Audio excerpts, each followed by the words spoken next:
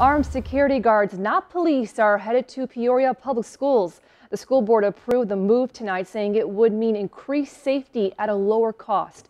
The 5-2 decision will affect some high schools in the District 150 area, which include Richwoods, Manual Academy, Peoria High, and Woodruff Career and Technical Center.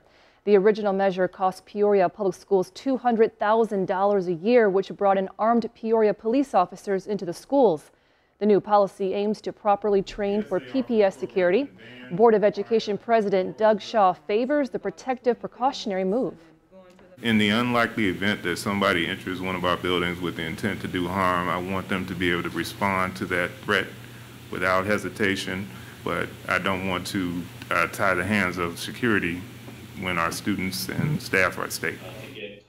Vice President Gregory Wilson says expanding to other district schools is on the table, but talks are ongoing. I think the plan is to look at that down the line in the future. I wouldn't want to do all schools without having and seeing how this works with inside of our high schools. According to Superintendent Dr. Sharon Karat, conversations on revising the plan have been going on for 5 years.